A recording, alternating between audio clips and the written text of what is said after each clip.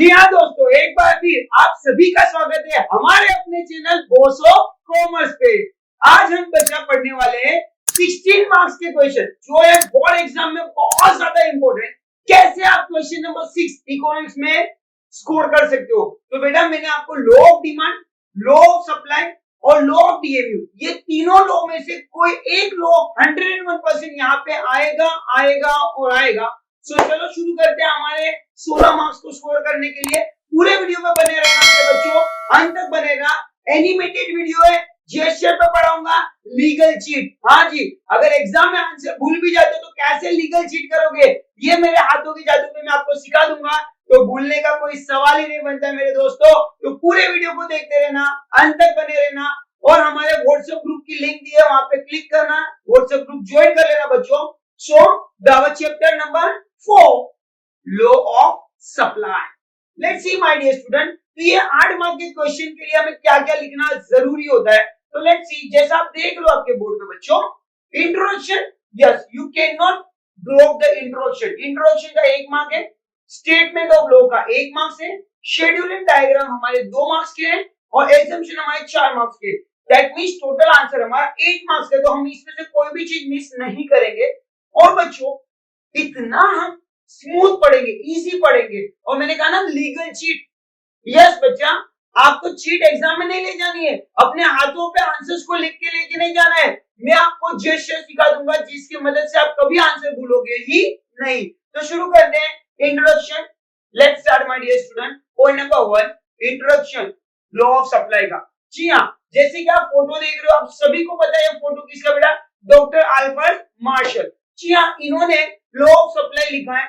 तो हमें बताना है कब लिखा है, क्यों लिखा है और क्या रीजन है। बस इतना ही लिखेंगे तो हमारा इंट्रोडक्शन हो जाएगा। Let's start. Law of supply introduction. The law of supply is also fundamental principle of economic theory. Basic theory, fundamental है बेटा, तो underline the word fundamental principle of economic theory like law of demand. इसका मतलब जब जब आप law of supply पढ़ोगे तो लॉ ऑफ डिमांड को रिवाइज करना भूलना मत। ये दोनों एक दूसरे के अपोजिट है, इजीली बाहर हो जाएगा बच्चों दोनों। Let's start my dear student. It was introduced by, as I told you, photo में हमसे अच्छे से समझ में आ रहा है। It is introduced by Alfred Marshall, professor Alfred Marshall in his book principle of economy. कितना इजी है भैया, पहला लिखा किसने, अल्फ्रेड मार्शल ने। कहां लिखा है, in the book of principal of economy. और बच्चों कब लिखा है, तो ये लिखा है पब्लिश इन 1890। और एग्जाम में ये नंबर भूलने की जरूरत है, याद रखना 8, 9, 10। यहाँ पे देख लो बेटा, 8, 9 और 1 और 0, 10। 8, 9 और 1 और 0, 10। That is 1890। चलिए, तो सिंपल है, फिर से एक बार बताता हूँ। फंडामेंटल प्रिंसिपल है, प्रोफेसर अल्फ्रेड मार्शल ने लिखा है। कहां पे लिखा है, प्रिंसिपल ऑफ इकोनॉमिक में। कौन से ईयर में पब्लिश किया है, 1890। अच्छा, ये बुक में लिखा क्या है भैया, it's showing the explain the relation, functional relation between price and quantity supply. Yes, doctor Alfred Marshall ने प्रोपाउंड किया, एक्सप्लेन किया, ये बताना चाह रहे relation between, yes, relation between price and quantity supply, right. चलिए आगे बढ़ते हैं। ये हो गया हमारा सिंपल इंट्रोडक्शन 3 पॉइंट में। लेट्स सी, अब हम देखते हैं स्टेटमेंट ऑफ लॉ। मैंने यहाँ पे आपको शॉर्ट वर्ड दे दिया है, HPMS LPLS, HPMS LPLS। ये कैसे यूज करोगे तो देखते हैं, बहुत इजी है। बट किसी भी लॉ को इकोनॉमिक्स में अप्लाई करने के पहले आपको एक वर्ड याद रखना है। Yes, it is a social science. तो हमें एक चीज को याद रखना है, एजम्पशन को। एजम्पशन का मतलब होता है other thing remaining same, other thing be constant. चाहे वो लॉ ऑफ डिमांड हो, लॉ ऑफ सप्लाई हो, लॉ ऑफ डिमिनिशिंग मार्जिनलिटी हो। हम बिगिनिंग कहां से करेंगे बेटा, so first point, other thing being equal, other thing being equal। फिर से, other thing being equal, higher the price। क्या बोला बेटा, higher the price of commodity, higher the price of commodity। क्या बोलते हैं, higher the price of the commodity, more quantity supply and lower the price of commodity, less quantity supply। तो higher the price, more supply, lower the price, less supply। Is it clear? याद रहेगा ना बच्चों। MS LPLS। तो इतना easy है, ये 1 mark score करना। सिंपल वर्ड में other factor remaining constant, other factor मतलब प्राइस के अलावा 14 और फैक्टर है जो हमारे सप्लाई को अफेक्ट करते हैं। डिटरमिनेंट्स ऑफ सप्लाई जो हमने पढ़ा था, price of other commodity, government policies, advertisement, cost of production, transportation, infrastructure, तो ये सब की वजह से सप्लाई बढ़ भी सकती है और घट भी सकती है। तो अल्फ्रेड मार्शल कहते हैं सिर्फ चेंज करो किसमें बेटा, प्राइस में, and other factor remaining constant, other factor remaining same, other factor should not be change. तो क्या लिखेंगे, other factor remaining constant, raise in a price, raise in a quantity supply, lower the price, lesser the quantity supply. It show, ये क्या बता रहा है, जैसे जैसे प्राइस बढ़ेगी वैसे वैसे क्वांटिटी की सप्लाई भी बढ़ाई जाएगी, जैसे जैसे प्राइस घटेगी वैसे वैसे सप्लाई भी घटेगी। That show direct relation. Let's see, symbolic represent करना जरूरी है बच्चों। सो कैसे करोगे, डायरेक्ट रिलेशन मैंने आपको बता दिया, प्राइस एंड सप्लाई का कैसा रिलेशन बेटा, डायरेक्ट, बल्ले बल्ले, तुम जहां जहां हम वहां वहां, right my dear student. Symbolic represent कैसे करेंगे बेटा, तो supply x is equal to f function with the price, s stand for supply, x का मतलब होता है क्वांटिटी, तो supply quantity function with the price quantity. So let's see, function A stand for function and as I you said price of commodity, P stand for price of commodity. Is it clear? कैसे लिखोगे एक बार फिर से देख लेते हैं हम लोग। तो SX is equal to F bracket PX supply function with the price।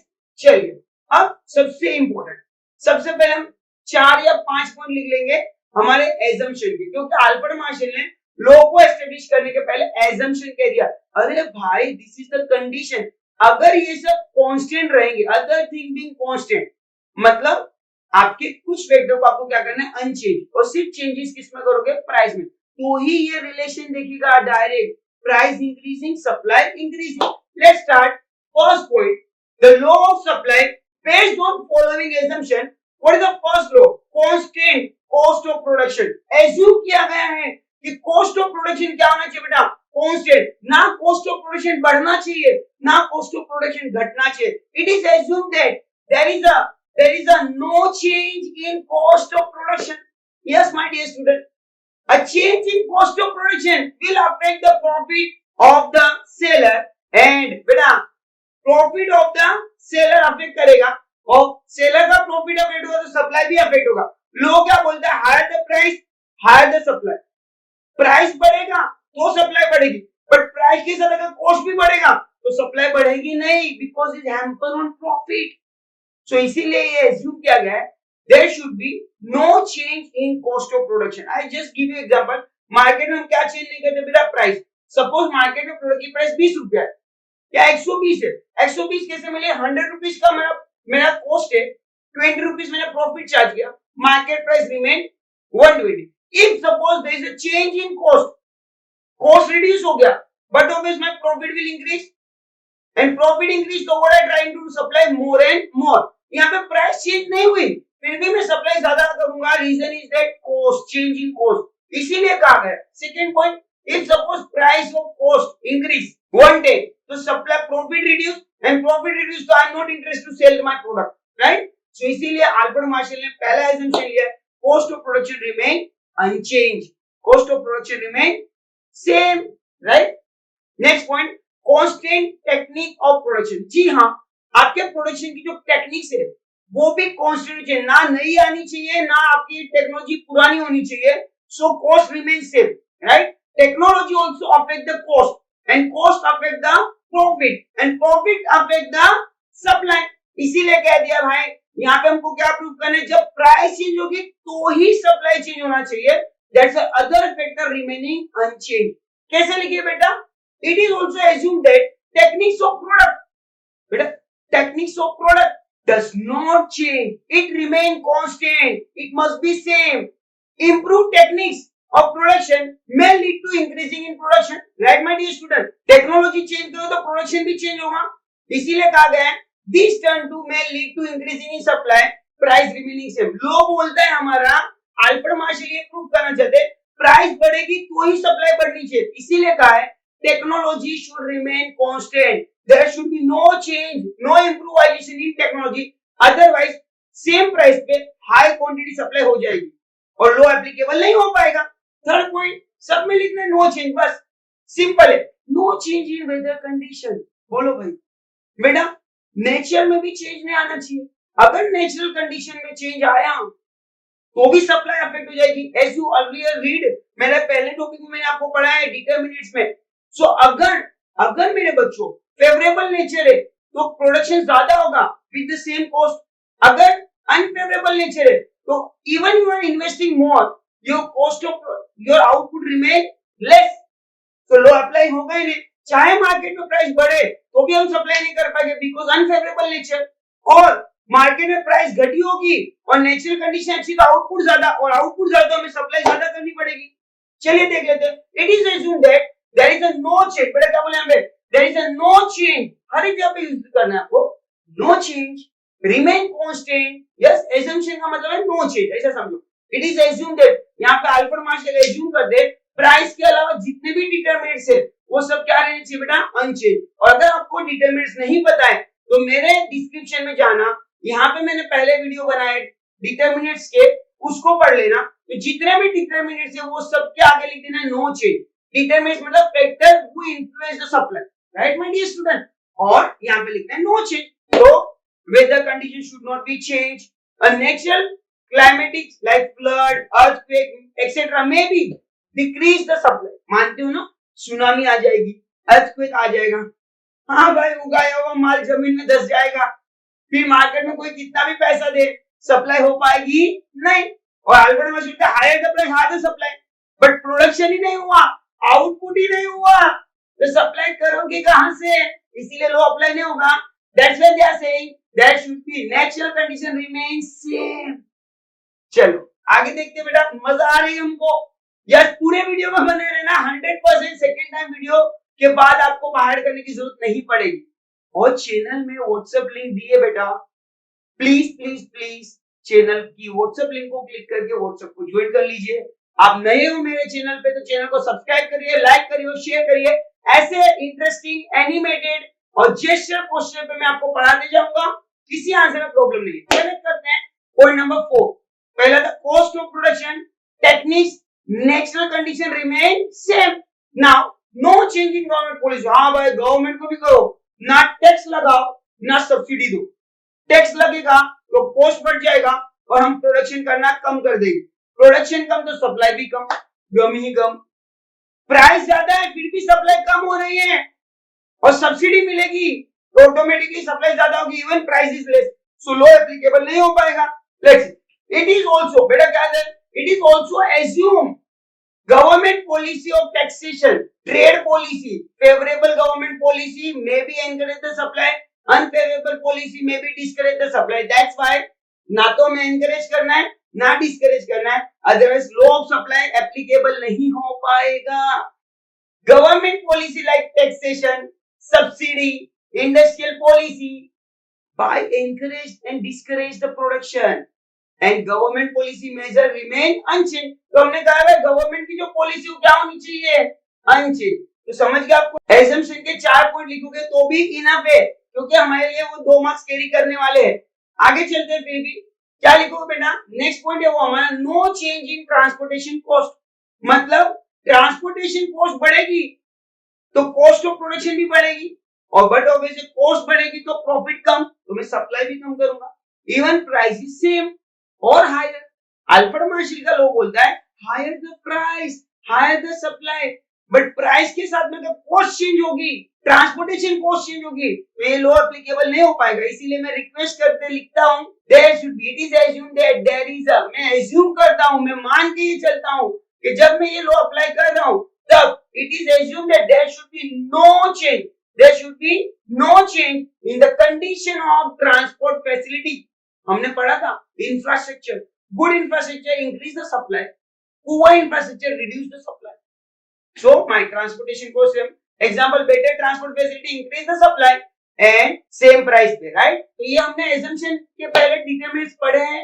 अगर डिटेल में पढ़ना है तो डिटरमिनेंट्स का टॉपिक पढ़ लेना बेटा। सिर्फ आगे अगर डिटरमिनेंट्स पे जो लिखना है चेंज चेंज चेंज, और अगर मुझे assumption लिखना है तो there should no change, there should remain unchanged, it is assumed that, right? ये वर्ड का इस्तेमाल करना है। नेक्स्ट, जैसा आपको लिख रहा है बेटा Coca Cola and Pepsi, so बेटा substitute product, be careful, price of other product, price of other product also affect the supply of our product, इसीलिए कहा गया है price of other goods are assume remain constant, remain unchange, हमारे अलावा दूसरे सभी product का प्राइस अनचेंज होना चाहिए। If change in the price of other commodity it affect the supply of our commodity with the same price, that's why price of other commodity should remain constant. Next, no further expectation, भाई साहब ये तो ये भी बोल रहे हैं हमारी फ्यूचर एक्सपेक्टेशन नहीं होनी चाहिए। अगर हमारे मन में ऐसा लगता है कि फ्यूचर में प्राइस बढ़ेगा या घटेगा तो करंट सप्लाई अफेक्ट करेगा with the same price, that's why the law also assume that seller does not expected future change in the price। अगर आप future change in the price के बारे में सोचोगे तो करंट सप्लाई अफेक्ट कर बैठोगे, that's why it is assumed that future price should remain constant. ये हमारे हो गए assumption, मजा आया? लेट्स सी छोटा सा रिकैप देख लेते हैं फटाफट आराम से वन बाय वन रिप्लाई में आप रिवीजन कर देता हूं। कांस्टेंट कॉस्ट ऑफ प्रोडक्शन लिखना क्या है, it is assumed that there should be cost of production remain unchanged। Second point क्या लिखो बेटा, cost of technique of production, तो constant technology या techniques of production should remain unchanged, otherwise law of supply not applicable। Next, no change in weather condition, it is assumed that weather condition also remain unchanged, otherwise favorable or unfavorable, favorable weather condition increase the supply with the same price and unfavorable condition reduce the supply even higher the price, तो law applicable हो पाएगा नहीं। And next one my dear student, very simple, no change in government policy, government के ना तो taxation आनी चाहिए ना तो subsidy, otherwise law of supply not applicable. Then we are going to next point, no change in transportation cost, the transportation cost also remain unchange, if transportation cost is change law of supply not applicable. Finally price of other goods, it is assumed that price of other goods also remain same, otherwise law not applicable, it is assumed that price of X commodity should be remain constant, unchanged in the market। And finally, future expectation, seller should not be expected about the future change in the price, otherwise current law of supply is not applicable। Thank you so much। आगे हम जाएंगे, अब देखते हैं schedule and graph के base पे हम कैसे एक्सप्लेन करेंगे। तो माय डियर स्टूडेंट, अब हम शेड्यूल एंड डायग्राम के बेस पे एक्सप्लेन करने जाएंगे how we are going to explain the direct relation, positive relation between price and supply. जो हमने इंडिविजुअल सप्लाई को बनाई थी वो ही हम फॉलो करेंगे यहाँ पे। सबसे पहले बनाएंगे हम लोग क्या बेटा, first point price of commodity and second बनाएंगे quantity of supply of commodity. यहाँ पे हम बताने वाले डिफरेंट लेवल ऑफ प्राइस पे different quantity of commodity supply हो रही है।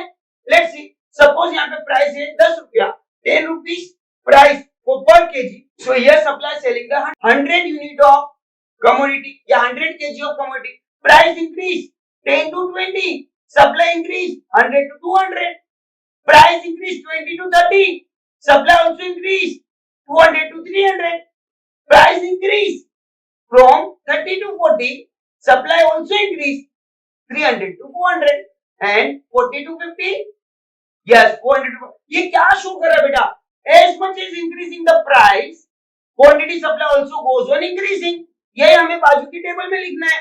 same thing as it show the direct relation between the price and quantity supply, price is raised 10 to 20, 20 to 30, 30 to 40, 40 to 50, as the supply also raised 100 to 200, 200 to 300, 300 to 400, it show direct relation between price and quantity supply। Now we are going to explain with the help of schedule and diagram। तो इसी के लिए हम लोग क्या draw करने वाले बेटा, सप्लाई कर्व ड्रॉ करने वाले। लेट्स सी, एक्सप्लेन कर देते हैं। Higher the price, higher the quantity supply. Now we are going to plotted this schedule on the diagram. Let's see how we are going to plotted the same. सबसे पहले आपके example के लिए मैंने फिर से एक बार हमारा डायग्राम शेड्यूल ड्रॉ कर दिया है यहाँ पे। Let's see, different level of price, different quantity supply, higher the price, जैसे जैसे प्राइस बढ़ रही है वैसे वैसे क्वांटिटी भी सप्लाई बढ़ रही है। सबसे पहले हम क्या ड्रॉ करेंगे बेटा, हमारी वाई एक्सिस, जिसके ऊपर हम क्या लिखेंगे, different level of price. Then हम क्या ड्रॉ करेंगे, एक्स एक्सिस, और यहाँ पे ओरिजिन लिखना भूलना नहीं है। वाई पे क्या आएगा बच्चों, price, different level of price, और एक्स पे क्या आएगा, different level of quantity of commodity offer या सप्लाई, राइट। चलिए example, when 10 rupees price, total quantity supply कितना है बेटा, वहां पे देखो 100, सो एक डॉट ले लेंगे। When price increase from 10 to 20, quantity supply also increase from 100 to 200, again I put one dot. Then when increase price 20 to 30, right my dear student, देख रहे हो आप लोग, जैसे जैसे प्राइस बढ़ेगी वैसे वैसे क्वांटिटी सप्लाई भी बढ़ेगी, right. And I put dot A B C D E, now I'm joining all the dot with the one curve, that curve name is, देखो आप कर्व देखो, मेरे लेफ्ट, ओरिजिन ऑलवेज हमारे कहां पे होता है बेटा, लेफ्ट हैंड साइड पे रहता है, ये लेफ्ट से कहां पे जाने वाला बेटा, left to right upward, left to right upward, तो डिमांड को डाउनवर्ड शो करता है, एंड सप्लाई को कहां पे शो करता है, अपवर्ड। कहां से कहां पे बेटा, इकोनॉमिक्स चाहे वो एफआईजीसी में हो, चाहे वो एमकॉम में हो या एमए में हो, याद रखना diagram always started from left and going to right, whether upside whether downside. तो सप्लाई का क्या बेटा, left to right upward, right my dear student, और कर्व को नाम देंगे SS curve. That is so simple, बस इतना किया, हमारे फुल मार्क्स हमारे जेब में। So thank you so much मेरे दोस्तों। ये कर्व को एक्सप्लेन कैसे करोगे, छोटा सा एक्सप्लेनेशन देना कर्व को बेटा। अगेन सेम, क्या कर रहे हो, y axis showing price, x axis showing quantity of commodity demanded, right, as much as price increasing, quantity of commodity also increasing, all the points join with the one curve, the SS curve showing left to right upward, this show direct relation between price and quantity supply। ये हमने prove किया, हमने theoretical भी prove किया, schedule की मदद से भी प्रूव किया, डायग्राम की मदद से भी प्रूव किया, और फाइनली आपको एग्जाम में एंड ऑफ द आंसर लिखना है conclusion. So about answer concluded that higher the other factor should remaining same, when price is increasing, quantity of commodity also increasing, that price, different level of increasing price, different level of quantity supply also increasing, showing direct relation between price and supply। That's it। So thank you so much। Video अगर पसंद आया तो channel को like करना, subscribe करना और share करना नहीं भूलना मेरे दोस्तों, और साथ ही साथ हमारी व्हाट्सएप लिंक को क्लिक कर देना बच्चों। जो भी आपके क्वेश्चंस है मैं डायरेक्टली सॉल्व कर दूंगा without any charges, it is total of free of cost. So ये है हमारा हाथों का जादू। तो सप्लाई चैप्टर पढ़ना है तो याद रखना, बल्ले बल्ले, increasing the price, increasing the supply. Thank you so much my dear student.